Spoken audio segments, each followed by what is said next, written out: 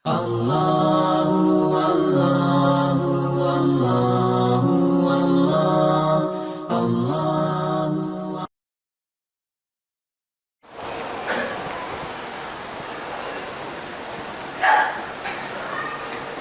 Bismillah walhamdulillah. Allahumma salli ala Sayyidina Muhammad wa ala alihi wa ashabihi ajma'in.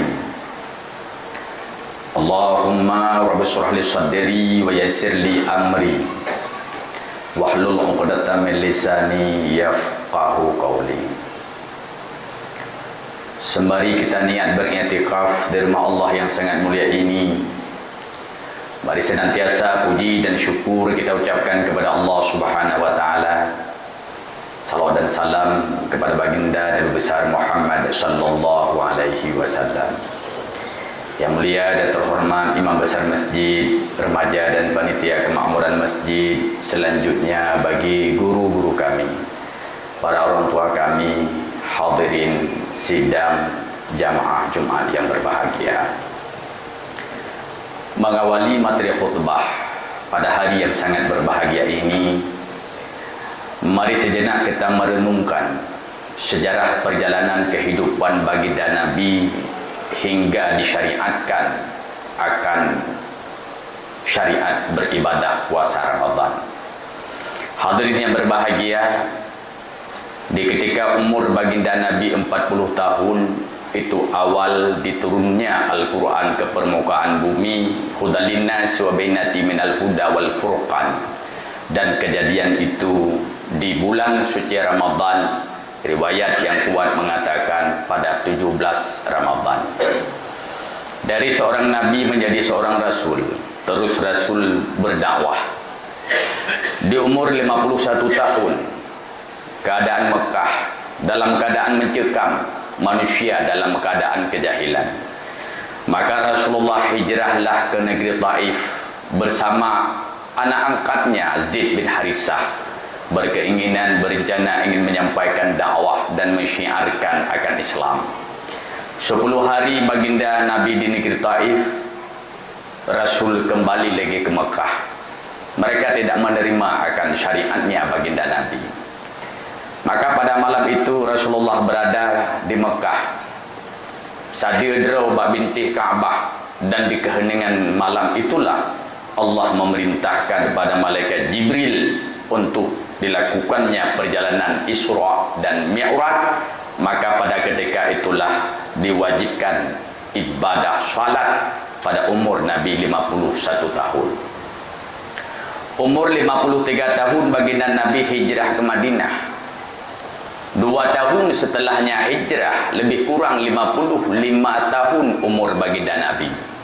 Ketika itu Rasulullah berpuasa sebagaimana syariatnya Nabiullah Ibrahim sebagai neneknya. Beliau pun melakukan ibadah-ibadah puasa sunnah, antara lain puasa Senin, karena beliau mengenang akan hari kelahirannya pada hari Senin. Namun orang-orang Yahudi Madinah mengejek baginda Nabi. Mereka mengatakan, Muhammad, nyan kata tak puasa lagi syariat kamu.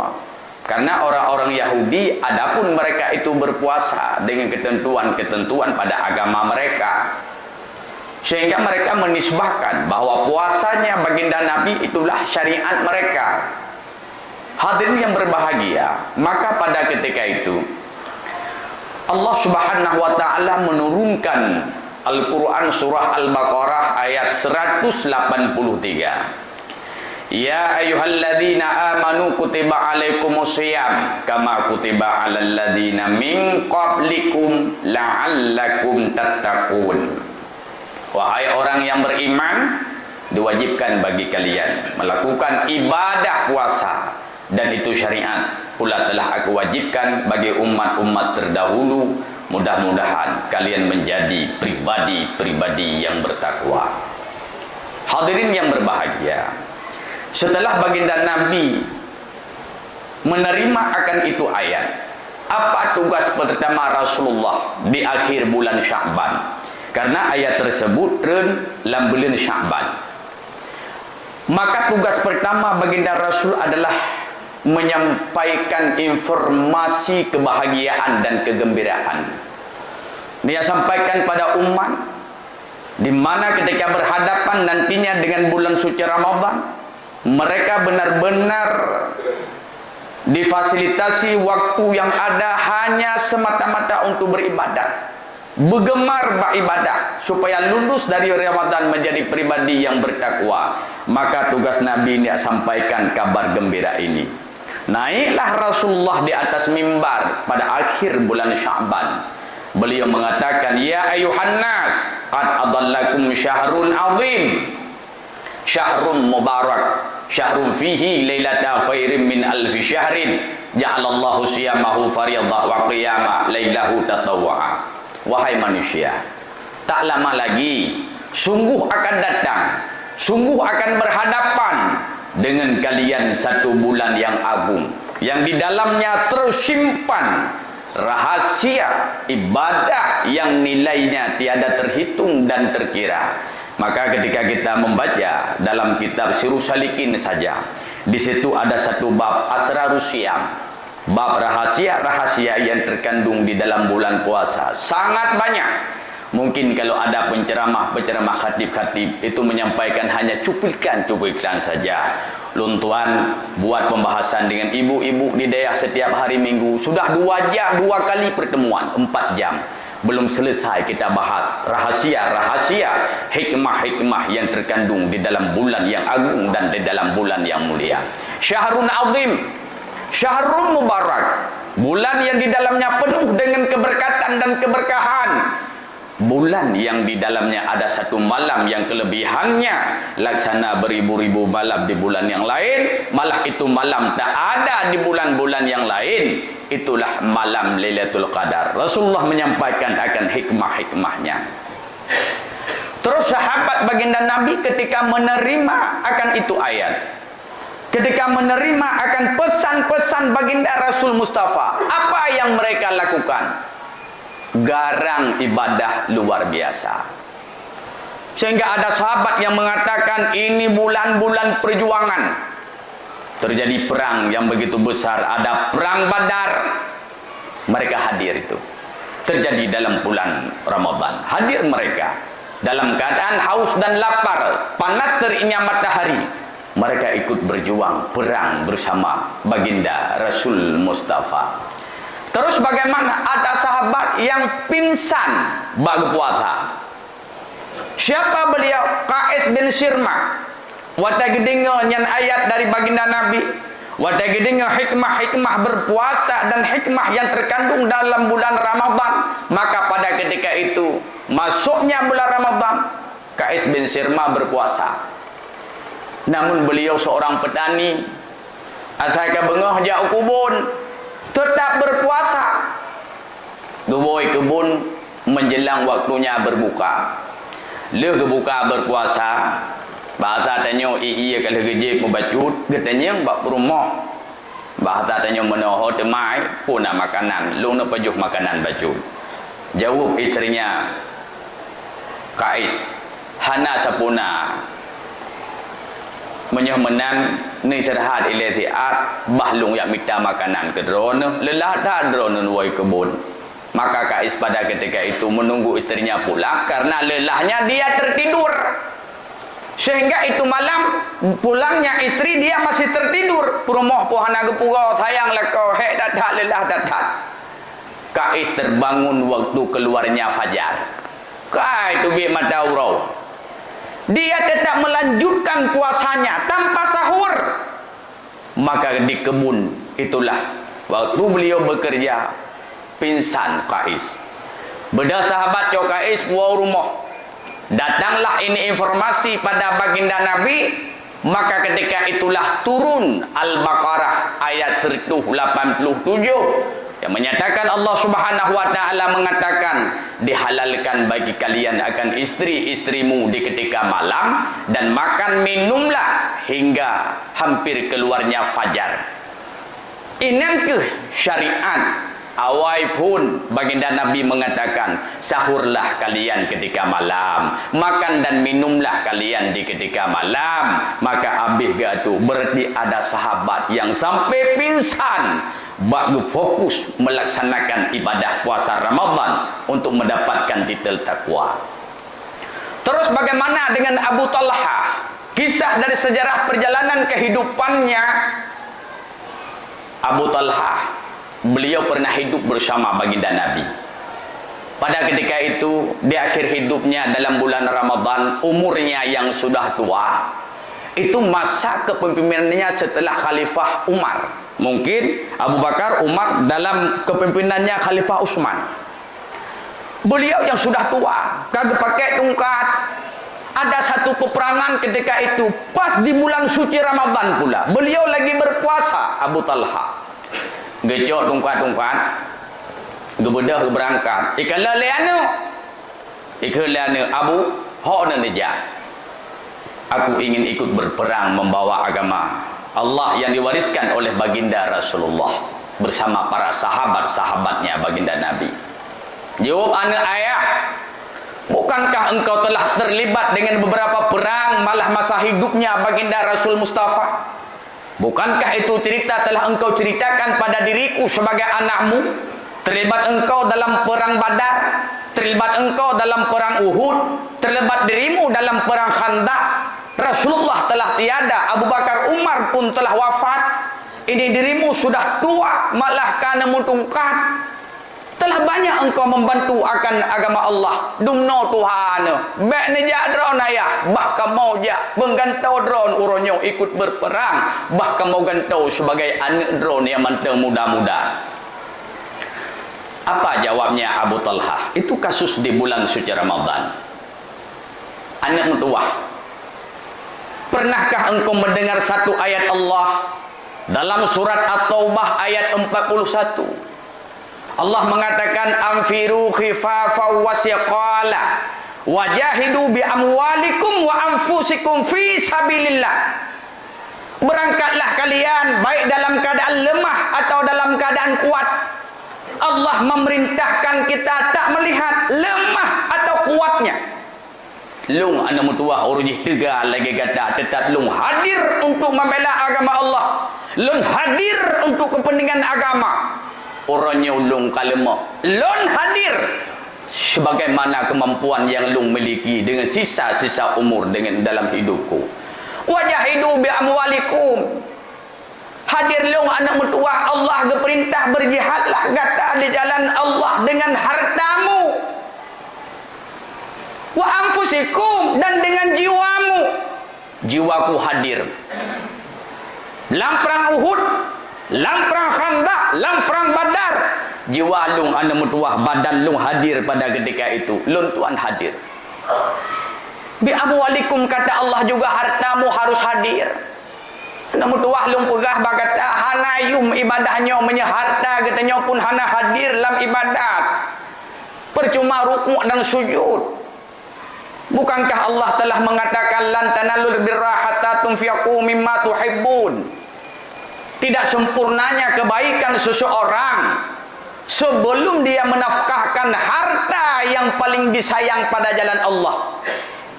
Maka pada ketika itu Abu Talha kan sampai gejuk sabah kebun kurma. Ini sejarah pernah kita ceritakan.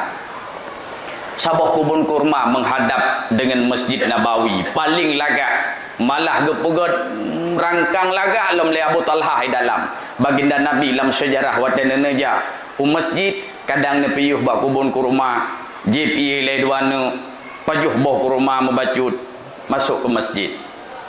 Ayat itu terdengar pada telinganya Abu Talha. Apa katanya? Ya baginda Nabi, itu ayat telah terdengar pada telingaku. Terasa tak ada nilai ibadah yang aku miliki pada ini hari. Hanayum tentang ibadah lu. Lung puasa, rukuk dan sujud, tadarus dan zikir. Tentang hana nilai. Nilai pasti ada. Hihi lagi hana nilai. Menyegalam lungjuk harta yang paling lung sayang bak jalan drone. Ayat Allah telah sampai pada telingaku. Maka itu kubun kurma, Bairuha namanya, lung wakafkan bak jalan Allah Subhanahu wa taala tersenyum baginda Nabi, yang engkau jual pada hari ini maka Allah akan membeli dengan syurganya. Makna jual atrajuk yang kata tajuk uranya, maka Allah akan gebalah ke gata kebun kurma yang tajuk syurga yang Nabi. Maka dikatakan oleh Abu Talhah, anu wajahidu bi amwalikum, Allah mengatakan berjihadlah kalian dengan harta kalian dan dengan jiwa kalian. Maka Abu Talhah pada ketika itu berangkat pada perang tersebut di Ramadan, dan di akhir pula hidupnya pada itu Ramadan, kan gejak draw gementeng harta-harta gebah. Namun sebagian hartanya itu telah diwariskan kepada anak-anaknya. Ini inspirasi kehidupan sahabat. Kisah Abu Bakar dalam bulan Ramadan, dia putubik mandum harta. Lama masa tuha ke. Gehe yang ni anak mentua, lung ka tuha ane. Ada kuno miliki putra kuno paju. Hawa ku tata liu pu ka ku pantah. Kuno belum motor lagak bahasa jino ande jin le tha ku ba. Kama sabata pensiun. Kama sama sa si lo no wa ba Allah. Umum ka batasi le Allah. Ne pegah le Nabi umur umat lung 60 sampai 70. Sangat sedikit melebihi dari umur itu. Nah, dia 70. Nah, tapi dit. Anda mutuah nyo harta Asma binti Abu Bakar gehoy ane nyo harta ke gata, nyo harta ke gata, nyo ke gata, nyo ke long. Sebab punya mantang udip draw, memang mantang jejak ke draw, mantang milik draw wate. Menan mate hanale milik. Utang tanya hanai bayar le ahli waris mukumat ke draw tinan. Hatanya ka mate kan milik ahli waris menduk. Urusan dia bayar utang dia kata utang. Man karena sayang ayah na utang. Malah ke baca lurung tadi ya nyom na utang tungku pulun tungku lapor kamu ahli waris. Sayang. Baik mesangkut ayah ngau utang mukumat ngan sesama manusia, baik mesangkut keluarga. Namun tungku mutuah menan tanya mate hana sapupih yang kita miliki li. Nyan kandui yang tilemo, nyan karena kasih sayang anu, kasih sayang ahli waris. Ngacok ku di harta milik tanya kalau tak bagi bio apa. Oh kita ilmu ke dia ayah kanduri membio. Jok sedekah orang yang berdoa ke ayah. Kan karena kasih sayang ahli waris. Man ahli waris kita nyonya na yang kasih sayang mandum urang mate mungkin na kanduri leuh nyan ho. Mandum jifraid tungku mutuah. Ane agam promoh kana hawatat afanda kana promoh ane tanya bi kalah inova lagi tetangga haji. Anak tanya inang jih kana lakau ya dengar. Jih kana anak Hawaii pikula berpanjang-panjang citro ipreh warisan dari kita nyoya. Maka Abu Bakar segala wafu goho ge pemeri laju harta draw ke mantang sebab mantang draw je milik ke draw. Nyo ka kujuk ku gata, nyo ka kujuk ku gata, nyo atralung. Nyo atralung nyo ke draw aku ilung ana Man ki bancara lung nak wakaf bajalan Allah. Lung ka Tuhan, lung ka masa lung wa Allah. Dumna do kono mudi setun dua ton tu malam masa udipnya menyesake ko hangkat ding ya ku ba no bio. Menyahdu ko ka bibu. Dipikir ju ku ro masa udip. Ini Abu Bakar. Ini pun Abu Talhah. Bagaimana sejarah saudagar kaya Abu Talhah? Ada yang mengatakan kekayaannya 26 miliar dalam sejarah ngempeng tanya. Tapi berujung kehidupan ke masa tua. Gejak harta-harta pada itu bulan puasa, gejak draw gemutungkat diikut para sahabat. Namun dalam satu perjalanan itulah terjadi di bulan Ramadan dengan umurnya yang sudah tua, Abu Talhah pun wafat. Ka melenggai Abu Talhah. Cok jenazah Abu Talhah temanau. Leuh semanau tunggu mutuah. Cok Abu Talhah ni aku bumikan tapi tidak ada tempat yang strategis. Karena sahabat mengatakan ini jenazah yang sangat mulia. Ini jenazah sahabat baginda Nabi yang membantu perjuangan Nabi semasa hidupnya. Hartanya disumbangkan di jalan Allah. Masa-masa umurnya sudah pensiun, tapi dia tetap hadir bertungkat membawa agama Allah dan membawa hartanya jihad di jalan Allah. Maka bawa tenyan muyak pilih di tempat pada ke bumi. Abu Talhahnya berstrategis tempatnya bupah. 7 hari 7 malam itu Abu Talhah belum dikebumikan. Mentang gebali sahabat dari gurun pasirnya geba ke gurun pasir ji. Tapi tubuh Abu Talhah masih segar, tak ada pun terlihat wajah mayat yang sudah berhari-hari tak dikebumikan, beliau masih tersenyum. Maka kita baca dalam sejarah salah satu sahabat yang tak busuk mayatnya karena hikmah dia berpuasa, karena hikmah dia membawakan hartanya, berjihad dengan harta dan jiwanya. Baca dalam sejarah Islam, ensiklopedia Islam, semuanya tertulis Abu Talhah namanya. Hadirin sidang jamaah yang berbahagia, banyak inspirasi sahabat. Belum kita ceritakan sahabat Utsman. Maudi Ramadan ke Putubit Harda, ada satu kampung yang pada ketika itu, kampung itu sangat sulit untuk mendapatkan makanan. Leu orang katiin ba kampungnya. Dia survei bahasa tanya bang kalian buka puasa ngai isi truk biasa. Ngan bu menanung ko matin ngan ko sore tantangan ti uro biasa. Gujo harta Utsman. Gublau kepentingan mendunggu pertama lah kampungnya. Ini bulan agung, ini bulan mulia, ini kesempatan, ini bulan jihad, ini bulan kebaikan, ini kesempatan terakhir untuk kita sumbangkan mandum-mandum. Ini kisah inspirasi sahabat yang mudah-mudahan dengan inspirasi itu menjadi inspirasi bagi kita. Hadirin yang berbahagia, Allah